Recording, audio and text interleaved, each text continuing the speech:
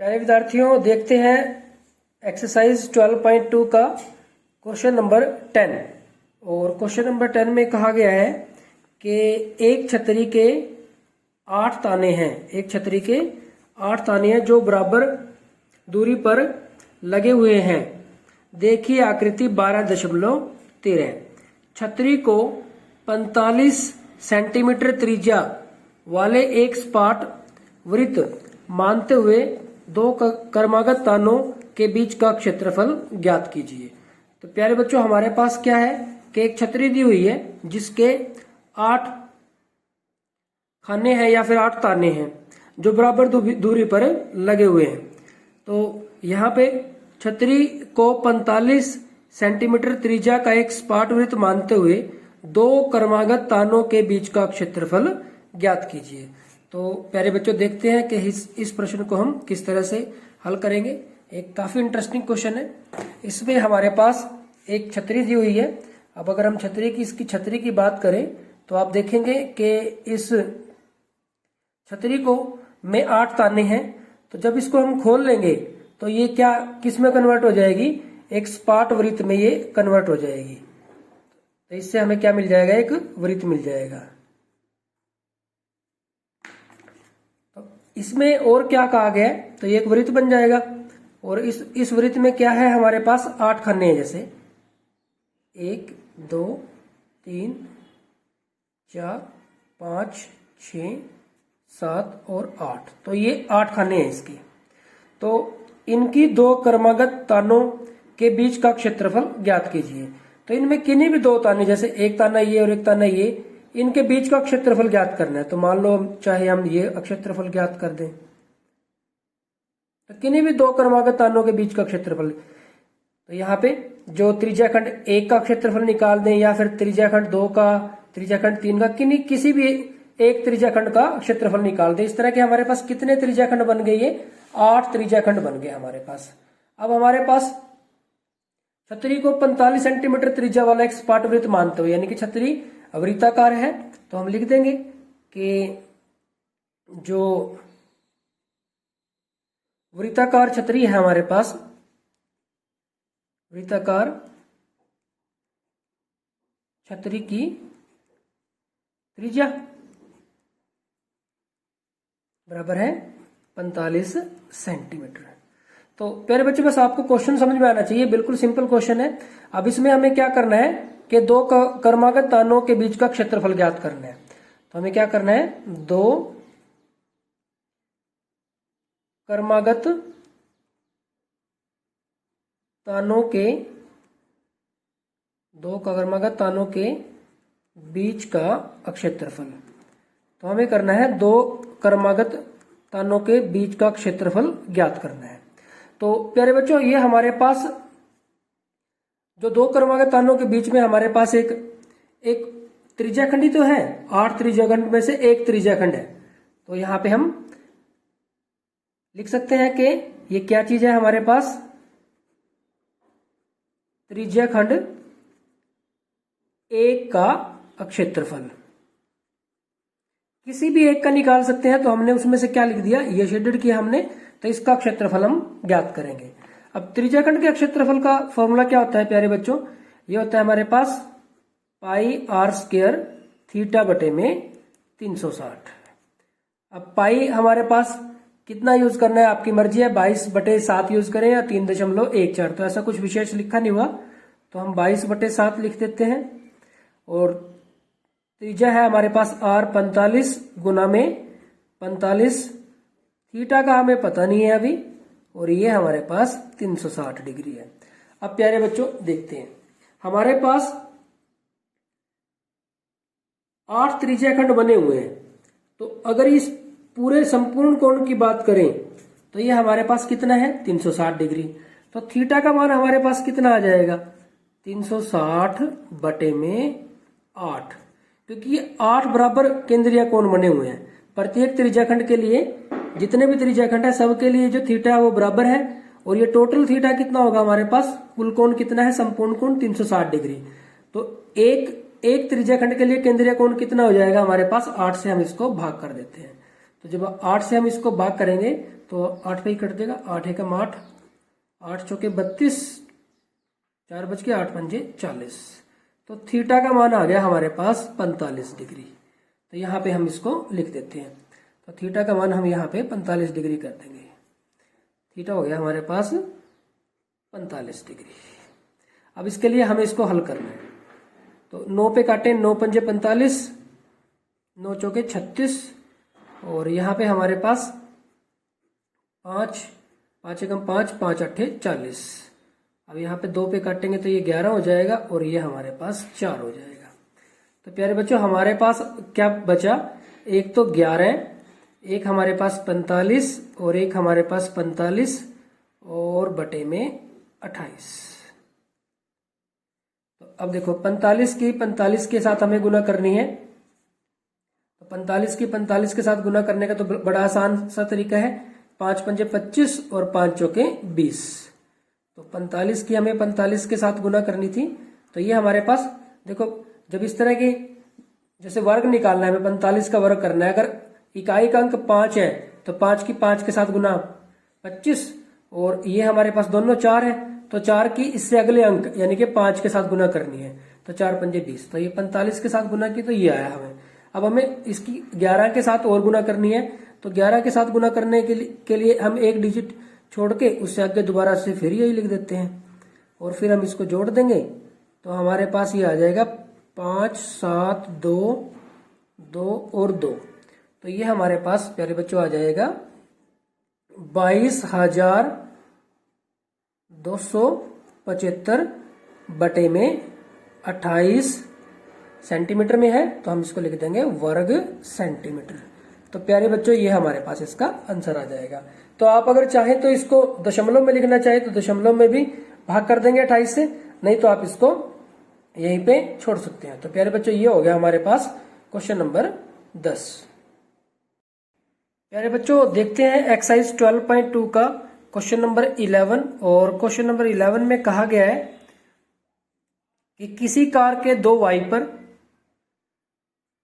Car के आगे जो शीशा होता है उसको साफ करने के लिए जो बाहर जो वाइपर लगे हैं उनकी बात की जा रही है, परस्पर कभी आच्छादित नहीं होते हैं, वो आपस में नहीं एक दूसरे को कवर करते हैं, ढकते हैं। प्रत्येक वाइपर की पत्ती की लंबाई 25 सेंटीमीटर तथा 115 डिग्री के कोण तक घूमकर सफाई कर सकता है। पत्तियों की प्रत्येक बुहार के साथ जितना क्षेत्रफल साफ हो जाता है वह ज्ञात कीजिए। तो यानी कि एक बार में जो पत्तियां हैं, दोनों पत्तियां हैं, वो कितना क्षेत्रफल साफ करेंगी ये हमें निकालना है। तो प्यारे बच्चों हमारे पास एक कार है जिसके दो वाइपर्स के बारे में बात की जा रही है और दोनों वाइपर कैसे हैं, वो आपस में नहीं मिलते हैं, कहीं पे भी आच्छादित नहीं होते हैं। तो प्यारे बच्चों अगर देखो हम एक वाइपर यहाँ पे लेते हैं, अगर हम एक वाइपर यहाँ पे ले लेते हैं तो ये वाइपर कैसा है, ये वाइपर इसकी जो लंबाई है वो कितनी है 25 सेंटीमीटर।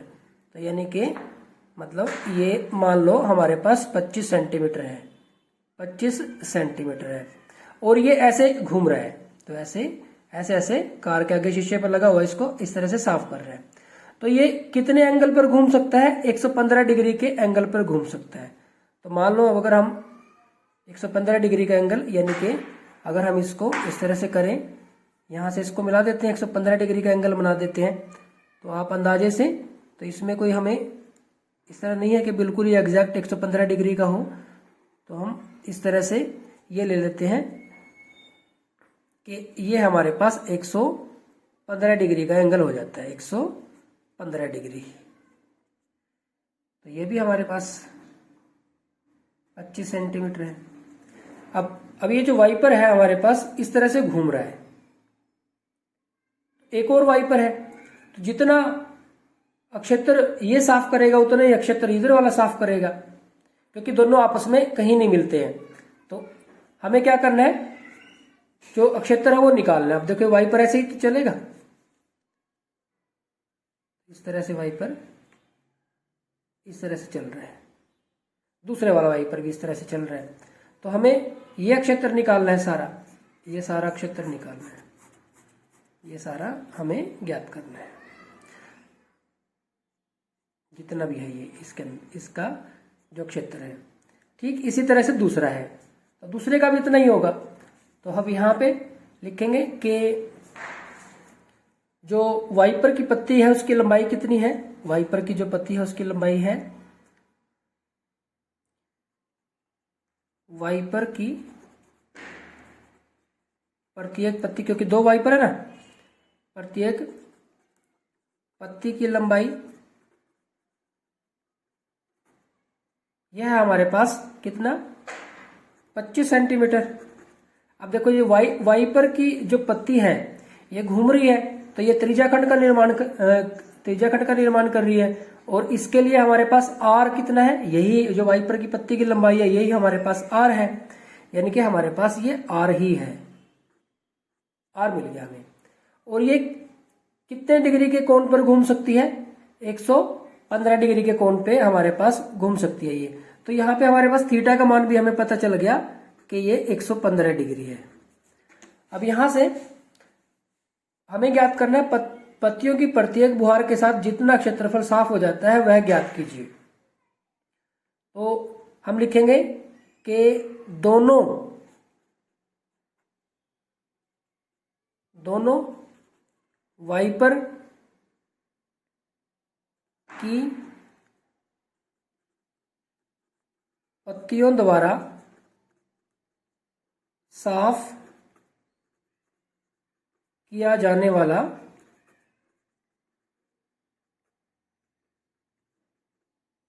क्षेत्र। तो हम क्या करेंगे, हम इसको अगर नाम दे दे ओ ए बी, तो हम लिख देंगे कि अक्षेत्र लिख लो या फिर अक्षेत्रफल लिख लो।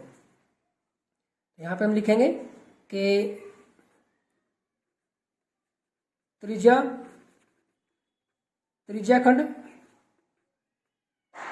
ओ ए बी का अक्षेत्रफल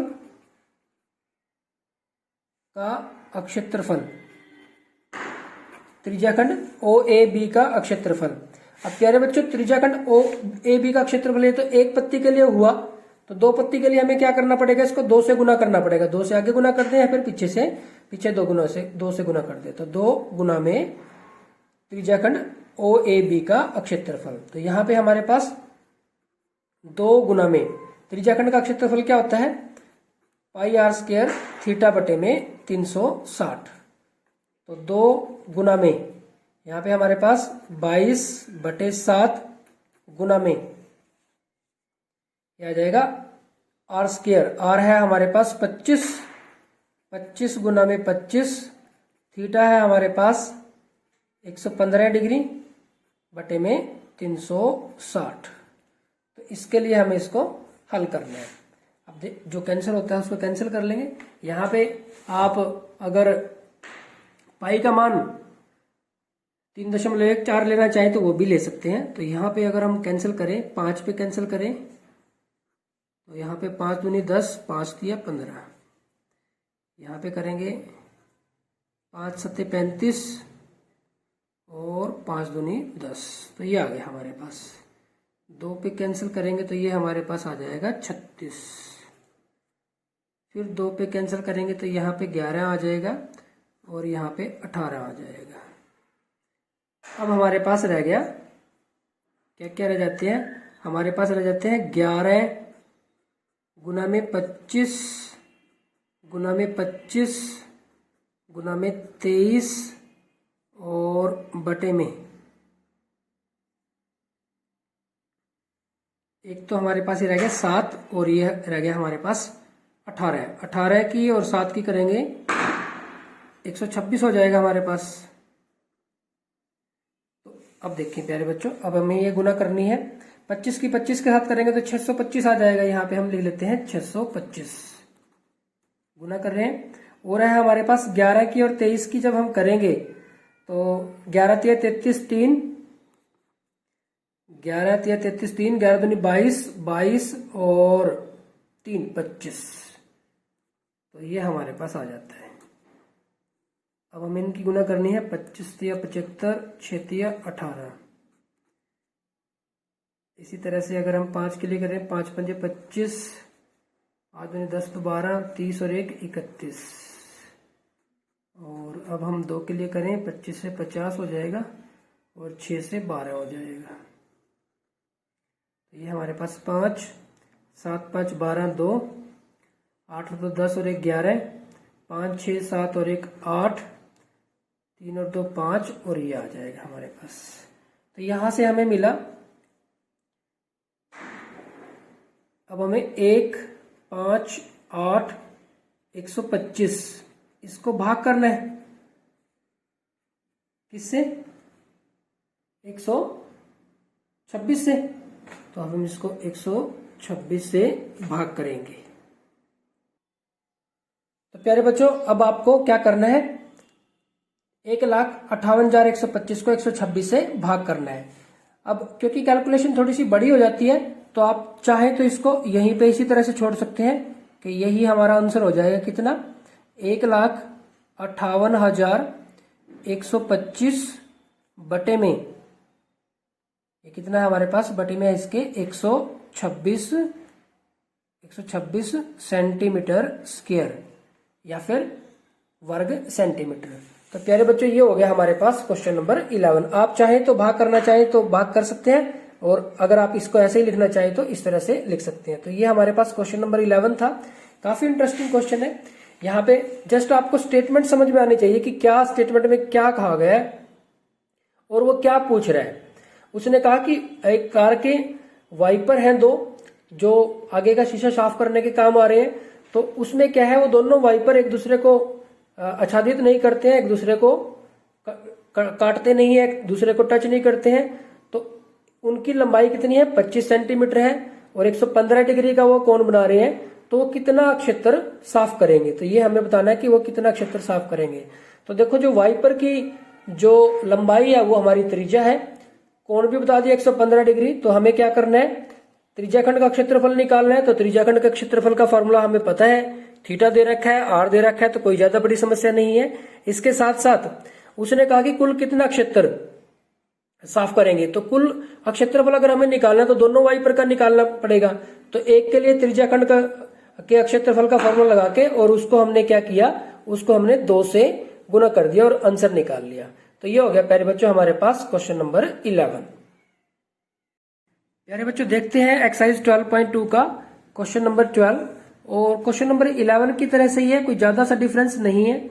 इसमें कहा गया है कि जहाजों को समुद्र में जलस्तर से नीचे स्थित चट्टानों की चेतावनी देने के लिए एक लाइट हाउस 80 डिग्री कोण वाले एक त्रिज्याखंड में 16.5 किलोमीटर की दूरी तक लाल रंग का प्रकाश फैलाता है। यानी कि एक लाइट हाउस है, तो जो 80 डिग्री के कोण में के एक त्रिज्याखंड में 16.5 किलोमीटर की दूरी तक लाल रंग का प्रकाश फैलाता है, ताकि जो जहाज है उनको चेतावनी दे सके कि समुद्र के नीचे चट्टाने हैं, यहाँ दुर्घटना हो सकती है। तो इसमें कहा गया है कि समुद्र के उस भाग का क्षेत्रफल ज्ञात कीजिए जिसमें जहाजों को चेतावनी दी जा सके। प्रयोग करना है हमें, पाई की जगह पे 3.14 का प्रयोग कीजिए। तो प्यारे बच्चों, जैसे हमारे पास क्वेश्चन नंबर 11 था, बिल्कुल सेम स्टेप रहेंगे क्वेश्चन नंबर 12 में। यहाँ पे हमारे पास क्या है कि जहाजों को समुद्र के जलस्तर से नीचे स्थित चट्टानों की चेतावनी देने के लिए एक लाइट हाउस बनाया गया है। और वो क्या कर रहा है? लाइट फेंक रहा है, चेतावनी देने के लिए लाइट छोड़ रहा है, लाल रंग का प्रकाश फैलाता है। तो वो लाल रंग का जो प्रकाश है वो कितनी दूरी तक फैला रहा है? वो 16.5 किलोमीटर दूरी तक फैला रहा है। ये हमारे पास मान लो 16.5 किलोमीटर है। अब ये जो प्रकाश है वो इस तरह से फैला रहा है, कितने डिग्री के एंगल पे फैला रहा है? 80 डिग्री के एंगल तक फैला रहा है। यहां से वो 80 डिग्री के एंगल तक इस प्रकाश को फैला रहा है। तो यानी कि हमें इसका मान पता चल गया कि ये 80 डिग्री है, थीटा। तो इसको प्रकाश को वो फैला रहा है इस तरह से।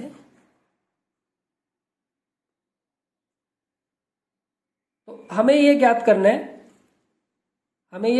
है कि समुद्र के उस भाग का क्षेत्रफल ज्ञात कीजिए जिसमें जहाजों को चेतावनी दी जा सके। यानी कि हमें ये जो भाग है जहां पे लाइट पड़ रही है, लाल रंग की जो लाइट पड़ रही है, उस सारे भाग का क्षेत्रफल हमें बताना है कि कितने भाग में लाइट पड़ रही है।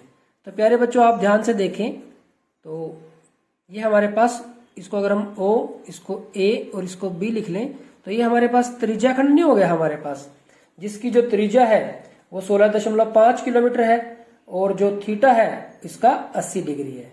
तो प्यारे बच्चों यहाँ पे हमारे पास जो त्रिज्या खंड है उसके लिए हमें आर का मान मिल गया, जो यहाँ पे आर का मान मिल गया और हमें थीटा का मान मिल गया। तो आप लिख सकते हैं कि त्रिज्या खंड के लिए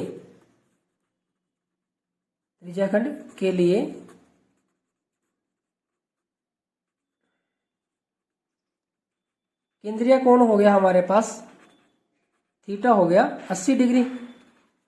और जो लाल रंग का प्रकाश है यहां जा रहा है, इस तरह से जा रहा है, कितनी दूरी तक जा रहा है? 16.5 किलोमीटर।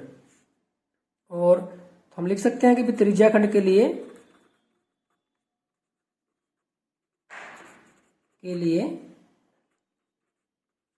त्रिज्या R बराबर है 16.5 किलोमीटर। अब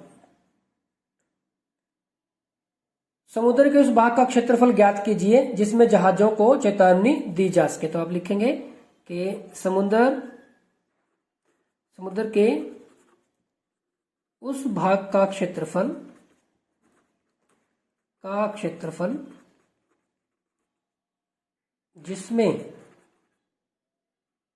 जिसमें जहाजों को चेतावनी दी जा सके, किसके बराबर होगा? त्रिज्या खंड OAB का क्षेत्रफल। ये हमारे पास त्रिज्या खंड OAB के क्षेत्रफल के बराबर होगा। अब त्रिज्या खंड OAB का क्षेत्रफल क्या, हमारे पास फॉर्मूला हमें पता है कि पाई R स्क्वायर थीटा बटे में 360। तो बिल्कुल इजी, पाई उसने कहा कि 3.14 यूज कर लो, थीटा है हमारे पास 16.5 गुना में 16.5 और गुना में थीटा है हमारे पास 80 डिग्री और बटे में 360। तो यहाँ पे अगर हम इसको कैंसिल करें, एक जीरो कैंसिल कर लेते हैं, 4 दूनी 8 और 4 निम्मे 36। अब प्यारे बच्चों देखो मैं 3 पे कैंसिल कर रहा हूँ, यहाँ देखो 1 और 6 7 और 5 12, 3 पे कैंसिल कर रहा हूँ, 3 तिया 9, यहाँ पे 3 पंजे 15, 1 बच गया और दशमलव आ जाएगा यहाँ पे, और फिर 3 पंजे 15, यहाँ पे 3 पे फिर कैंसिल कर दिया, 3 एकम 3, यहाँ पे हमारे पास 5.5 आ गया। तो प्यारे बच्चों अब हमारे पास जो बच गई हैं टर्म्स उनको देख लेते हैं। यह 3.14 गुना में 5.5 गुना में 5.5 और गुना में 2, ये टर्म्स हमारे पास बच गई हैं। अब देखो 5.5 की 5.5 के साथ, तो 5.5 की हमें 5.5 के साथ करनी है। थोड़ी देर के लिए इसको आप 55 और 55 मान लो, देखो 5 है पीछे, तो 5 पंजे 25 और 5 से अगला क्या होगा 6, 5 6 के 30। तो यहां से तो हमें ये मिला, और 1 दशमलव के बाद 1 अंक यहाँ पे है और 1 अंक यहाँ पे है, तो यहाँ पे 2 के बाद हम लगा देंगे दशमलव, यहां से लगा देते हैं। तो ये आ गया 30.25। और क्या है हमारे पास 3.14 और 2, तो 3.14 की और 2 की गुना करेंगे, तो 3.14 की और 2 की अगर हम गुना कर लें तो यहां से आ जाएगा हमारे पास 14 दूनी 28 और ये दशमलव और ये 6। अब देखो हमने इसकी कर ली और इसकी कर ली। अब जो इनसे मिला इनकी गुना और करनी रहेगी हमें, तो इनकी गुना कर देंगे तो हमारे पास आंसर आ जाएगा। अब 8 पे करेंगे, 25 8 200 होता है, तो 200 लिख देते हैं, पूरा ही बन ही जाएगा, क्योंकि 8 5 40 जीरो हासिल 4 8 दूनी 16 और 4 20 की जीरो हासिल 2, 8 जीरो तो जीरो और 2 आ गया हमारे पास, और 8 दिया 24। तो ये हो गया हमारे पास। अब अगले के लिए करते हैं, 25 दूनी तो 50 हो गया, आगे जीरो है ही है, और 3 दूनी 6 हो गया। अब इसके लिए 6 25 के 150 लिख लेते हैं हम, और ये पूरे हो जाएंगे क्योंकि यहाँ से यहाँ तक जाना था, और 6 ये 18 है, तो ये हमें मिल गया भाई। अब ये 0, ये भी 0, 5 और 2 7, 4 और 5 9, 6 और 2 8 और 1 9, और ये 8 और ये 1। अब देखो दशमलव के बाद 2 अंक यहाँ पे हैं, 2 अंक यहाँ पे, तो 4 आ जाएंगे, 1 2 3 4, तो यहाँ पे आ गया। तो यहाँ हम इसको लिख सकते हैं 189.9700, और साथ में हमारे पास ये किलोमीटर में चला हुआ है, तो वर्ग किलोमीटर, किलोमीटर स्क्वायर। अब देखो प्यारे बच्चों, दशमलव के बाद अंत में अगर 0 हो तो उनको छोड़ देते हैं, तो यहाँ पे हम इसको लिख सकते हैं 189.97 वर्ग किलोमीटर या किलोमीटर स्क्वायर। तो प्यारे बच्चों ये हमारे पास इसका आंसर आ जाएगा। तो ये हो गया हमारे पास क्वेश्चन नंबर 12। तो क्वेश्चन नंबर जो 11 और क्वेश्चन नंबर 12 है, जो दोनों ही बिल्कुल सेम क्वेश्चन है।